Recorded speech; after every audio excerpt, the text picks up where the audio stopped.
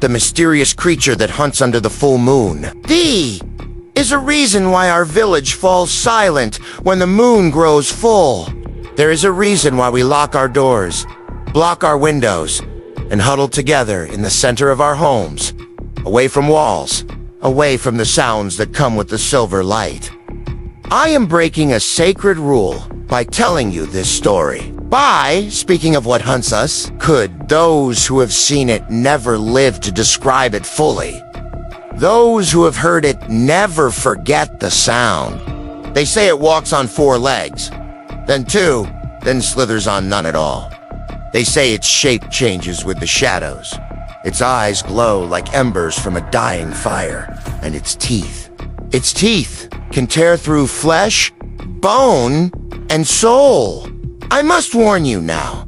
Some who watch this video report strange occurrences during the next full moon, scratching at their windows, whispers calling their name from the darkness outside. A peculiar hunger that drives them to stare at the moon for hours. If you experience any of these symptoms after watching, do not, I repeat, do not look directly at the next full moon.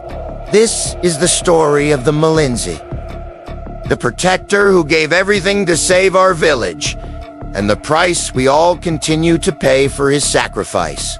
A price that may now extend to you, simply for listening to these words. The first time the creature came to our village of Kisima, we didn't understand what was happening. It was 27 years ago, during the harvest season. The moon hung heavy and full in the night sky, casting everything in silver light. Jabari, a young boy of 12, was the first to disappear. His parents thought he had wandered into the fields to watch the moon rise. He had always been fascinated by the night sky. When morning came and he hadn't returned, the village organized a search. They found only footprints that started human but lengthened and deepened, as if Jabari had begun to run on all 4s. His weight suddenly multiplied. The tracks led to the edge of the forest before vanishing completely. The elders whispered of old legends, stories not told for generations, of a creature born from human desire and animal hunger. Neither one nor the other, but something in between. Something that hunted when the moon was full. Nonsense, said Chief Adolfo. The boy wandered off and was taken by hyenas. Nothing more. The next full moon proved him wrong. This time, it was not one person, but 3. A young couple walking home from visiting family and an elder gathering night-blooming herbs for medicine. Again, the strange footprints. Again, the transformation from human steps to something ... But this time, there was blood. And something else? Claw marks on trees that no known animal could make, stretching higher than a man could reach. The village council gathered. Elder Machina, the oldest among us, finally spoke the name everyone feared to say. Kuh, it is the Mngwa, she said, her voice barely above a whisper. Good, the strange one. Neither lion nor spirit, but something between worlds. Those are children's tales, Chief Adolfo argued, but his voice lacked conviction. Ben, why do you not walk outside tonight? Elder Machina challenged. The moon is still full. None would step beyond their doorways that night. They heard it. We all heard it. A sound like no animal make. Part roar, part human scream, part something utterly alien. And beneath it, almost lost, the sound of a child crying. Jabari's mother recognized the sound immediately. My son lives, she cried, rushing to the door. Her husband barely caught her before she could open it. That is not your son anymore, Elder Machina told her gently. The Mngwa takes more than the body. It takes the soul, but leaves just enough to call 2 loved ones, to lure them out. In the morning, deep scratches marked every door in the village. As if something with claws had tested each home for weakness, the council decided to seek help. They sent runners to neighboring villages, to towns where government officials lived. Even to the city where universities studied old legends alongside modern science. Most laughed at the superstitious villagers. A few remembered similar stories from their own childhood and crossed themselves, but offered no help. Only one man responded to their plea, Professor Jeloni Okuru, who studied African folklore at the university, but was known for believing the stories held more truth than fiction. I've tracked similar accounts across 7 countries, he told the council upon his arrival. Always the same pattern. Good. Always with the full moon. Always taking people who then become part of it. How do we stop it? Chief Adolfo demanded. Professor Okoro's expression grew grim. In every story, the solution is the same. A protector must be chosen. Someone willing to face the creature not with weapons, but with sacrifice. The village fell silent at his words. What kind of sacrifice? Elder Machina finally asked. The protector must offer themselves to the creature willingly, but with pure intentions. Not out of pride or glory-seeking, but out of love for those they wish to save. If accepted, they bind themselves to the creature, becoming its keeper, its conscience, neither fully human nor fully taken. And if the creature does not accept the sacrifice, Chief Adolfo asked, then it takes the protector completely, growing stronger with each failed attempt. Could. The village debated 4 days, even as the moon began to wane. Who would risk not just their life, but their very soul? Could face such a creature with love rather than fear? Who? In the end, it was Kito, our strongest hunter and Jabari's uncle, who stepped forward. My nephew is part of this thing now. He said simply, Bill, if there's any piece of him left, I must try to reach it. Professor Okoro spent the next 3 weeks preparing Kito. They studied the old rituals. As the next full moon approached, a solemn mood fell over Kasim. On the night of the full moon, the village gathered one last time. Kito stood in the center, his body covered in white symbols that glowed faintly in the moonlight. Remember? Professor Okoro told him, do not show fear. Do not run. Look into its eyes and speak from your heart.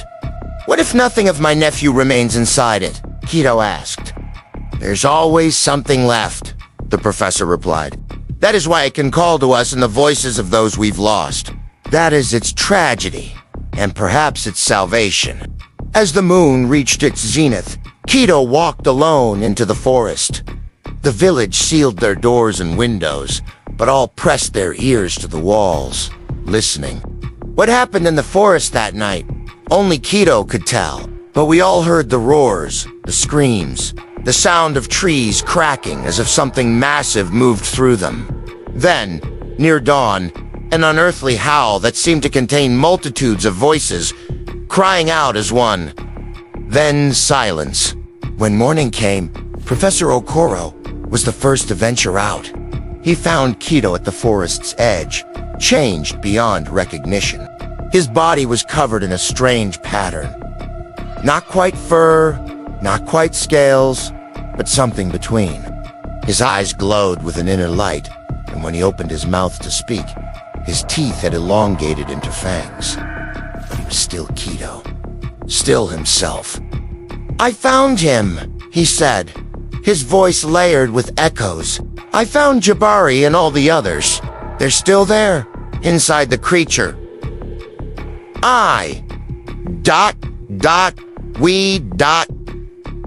Reached an understanding. You are the Malinzi now, Professor Okoro said solemnly. The protector, could Kito nodded. I can control it during the day, and most nights. But when the moon is full, he looked up at the sky, where the fading moon was still visible. When the moon is full, the hunger is too strong. I must be contained. And so our village built a special place. A chamber beneath Elder Machina's home, reinforced with stone and metal, marked with the same symbols that had been painted on Kito's body. Each full moon, Kito would lock himself inside, and the strongest men would stand guard. For 3 years, this solution worked. Kito lived among us, though separately. Children were forbidden to go near him, but they would often see him watching from a distance, a sad smile on his transformed face. Sometimes, parents of the taken would visit him, finding comfort in the knowledge that something of their loved ones lived on within him. Professor Okoro visited regularly, documenting the changes in Kito, learning from him. This knowledge could help other villages, he explained. Other places where the Mngwa creatures like it hunt. But on the 37th full moon after Kito's sacrifice, something went wrong. The chamber, weakened by years of containing such power, cracked. The guards, grown complacent after so many uneventful nights, were not prepared for Kito's full strength. He escaped. That night, the creature that was Kito and not Kito took 7 people. Among them was Professor Okoro, who had been visiting to observe the full moon transformation. When Kito returned to himself the next day, the grief of what he had done nearly destroyed him. "I cannot be trusted," he told the council. "The chamber cannot hold me. I must go where I can harm no one." Despite the village's pleas, Kito disappeared into the deep forest beyond our lands. For a time, we thought that was the end of it. Perhaps, we hoped, he had found a way to contain the creature far from people. Then the rumors began. Kravlis spoke of villages decimated overnight, of footprints that began human and ended as something else, of voices calling loved ones into the night. "It's spreading," Elder Machina realized with horror. Without Kito's human conscience to control it, the Mngwa is hunting freely, taking more victims, growing stronger. Worse still, those it took were becoming like it. Not fully transformed as Kito had been through the ritual, but changed enough to hunt alongside the creature during the full moon. An ever-growing pack of the transformed our village prepared for its return. We reinforced our homes, created new protective symbols under Elder Machina's direction, and established a strict curfew for the full moon nights. But strangely, the creature never returned to Casino. Some believed it avoided us because of memories Kito still held within it. Others thought it simply had easier hunting elsewhere. The truth revealed itself 5 full moons later when a stranger stumbled into our village at dawn, his body broken and bleeding. Despite his injuries, some recognized him. It was Kito, though so changed now that he barely resembled the man who had left us. "I've been fighting it!" he gasped as the healers worked on wounds that seemed to close on their own, even as they treated them from the inside, making it run away from villagers, turn on itself. "But the others, the newly taken, they're too strong, too many." "They're coming. Come in here," Chief Adufo asked. Kito shook his head. "Not yet. They hunt easier targets first. But soon, nothing will satisfy them but this place where it all began." "What can we do?" Elder Machina asked. "The ritual," Kito said. "It worked before, but incompletely. I think ... I think it needs more than one protector. It needs one for each of the taken that remain part of the pack. Only then can the beast be fully bound." The implications were clear and horrifying. For each person taken by the creature, another would need to sacrifice themselves to become a Malinzia, Chief Adolfo asked. 23, Kito replied, including Jabari, who was the first. The village fell silent. 23 people? Almost a quarter of our population. There must be another way, Chief Adolfo insisted, but Elder Machina shook her head slowly. The old stories are clear. What is begun must be finished. The pattern must be completed. What followed was the most difficult time in our village's history. Who would volunteer? Who could be asked to make such a sacrifice? Families of the taken stepped forward first. Parents, siblings, children old enough to understand. But there weren't enough of them. Kito grew weaker as the next full moon approached. They're calling me back, he explained. The pack wants its alpha. When the moon rises tomorrow night, I won't be able to resist. We had only 19 volunteers, for short of what we needed. It was then that Elder Machina made her decision. I will go, she said. These old bones have seen enough moons. You cannot, Chief Adolfo protested. Your wisdom will go with me into the beast, she interrupted. Perhaps that is what it needs most. Still, we were 3 short. As the sun began to set on the full moon night, we prepared to fail. To lose Kito, Elder Machina, and 17 others in a ritual that would only strengthen the creature. Then, as the volunteers gathered in the village center, covered in protective symbols, 3 strangers walked into Kito. They were rugged, armed with both modern weapons and traditional charms. Hunters, but not of animals. We've tracked this thing across 2 countries, their leader explained. Professor Okoro contacted us before he was taken. He told us what might happen, what might be needed. You would sacrifice yourselves for strangers, Chief Adolfo asked in disbelief. The hunter shrugged. We've seen what this creature does, how it spreads. If it isn't stopped here, now, nowhere will be safe. And so, as the moon rose, 23 volunteers formed a circle in the village center. Kito stood in the middle, his form already beginning to shift as moonlight touched his skin. The ritual began with drums, with chants, with prayers to ancestors and gods alike. Each volunteer stepped forward in turn, speaking the name of the taken person they would stand for, offering themselves with love rather than fear.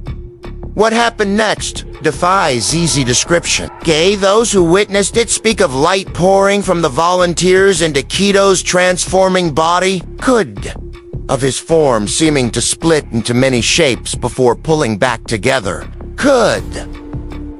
of voices, dozens of voices, crying out in pain, in relief, in release. When dawn came, 23 people stood where the volunteers had been, each changed as Kito had been. Each containing a piece of the creature and a piece of one who had been taken. They called themselves the Mngwa, the Protectors. And they left Kizima that day to find isolated homes in the wilderness where they could contain the hunger that would rise with each full moon. That was 7 years ago. Since then, no village protected by the Mngwa has lost people to the night. The Protectors visit us sometimes, between moons, to remind themselves of their humanity. They can never stay long. But now, something has changed. The oldest Mngwa, who carries Elder Machina's sacrifice and wisdom, came to us 3 days ago with troubling news. The hunger grows stronger, she told the council. Each full moon, it's harder to contain. Something is calling to the creature inside us, waking it in new ways. When asked what could cause this, her answer chilled the village to its core. Someone is telling our story, she said, speaking the creature's nature into the world, giving it new power, new reach. Words have power. Names have consequences. And now I have told you the story as well. I have spoken its name, described its nature, shared the truth of the Mngwa and the Mngwa who contain it. The next full moon is in 5 days. Lock your doors, block your windows, stay away from the silver light, and if you hear a voice calling your name from the darkness, a voice that sounds like someone you've lost, someone you love, cover your ears and remember this warning. The Mngwa hunts under the full moon, and now it knows your name too.